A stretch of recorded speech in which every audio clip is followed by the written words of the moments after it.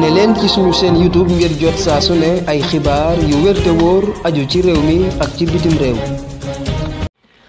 internet yi ñuy bàyyi xel ci seneinfo.net ak Seneinfo International ñu ngi leen nuyu fas leen defal tënkub xibaar tey samedi di 22 juillet 2023.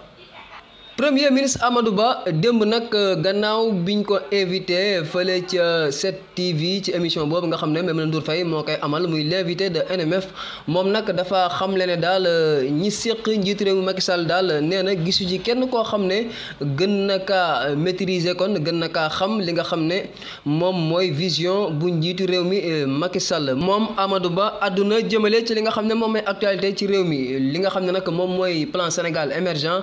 jàpp na ne daal ab projet boo xam ne bu baax a baax la te nag tax na ba suñu réew Sénégal daal tegu na ci ay tànk yoo xam ne ay tànku développement la ay tànku jëm kanam la muy nag kon ab plan boo xam ne moom lu mu maîtriser la ndax nag jot na kaa doxal ay at yu bëri. mbirum bato boobu ñu jàppoon fii ci port autonome bu Dakar ci janvier 2022 te mu yeboon nag ay bali fetel loo xam ne sax bi nga ko xaymaa tolloon na ci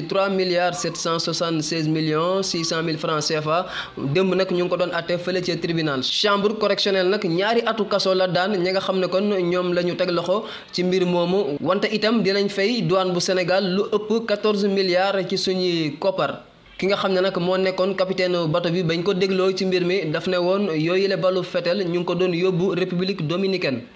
démb ca Tombarong Koto nekk ci région bu Kédougou mbir ya tàngoon na ci diggante nag ay ñu fa dëkk ak takk der yi ba sax ñu teg loxo lu toll ci 15 personnes kon jàppoon nañ leen fa ñu ne it lu toll ci 12 ci ay case lakk nañ ko fa muy ay néegu ñax. li ko waral nag ñu ne dafa am waa dëkk ba ñu jógoon nag ne ñi nga xam ne ñoom ñooy technicien bu société minière bi ñuy woowee Petowal Mining Company te nga xam ne nag ñu ne dafa am sax ay titre exploitation ak exploration foofale yoo xam ne kon jaar na ca yoon ñoom nag la ñooñu jóg ne kon duñ ca dal te duñ leen bàyyi kon ñu dugg fa nga xam ne moom mooy dëkk ba ca loolu nag kon lañ jàmmaarloo ak ñi nga xam ne ñoom ñooy gendarmerie utiliser ay gaz lacrymogène ngir tasaare leen kon ñu sukkandikoo ci waa APS. xibaaru sport lañ koy jeexalee gayndey Sénégalu basket yu jigéen yi démb nag egg nañ fële ca Kigali ca Rwanda ngir nag teewal Sénégal ci coupe d'Afrique basket ba nga xam ne mu ngi fay am ci diggante 28 juillet jàpp le 5 août ñoom nag kon dañ faa teel a yegg ngir gën a mën a préparé wu am na sax ñaari match yoo xam ne kon war nañ koo def seen digg ak Rwanda ak seen digg ak lii di République démocratique du Congo balaa ñuy démarrer compétition bi.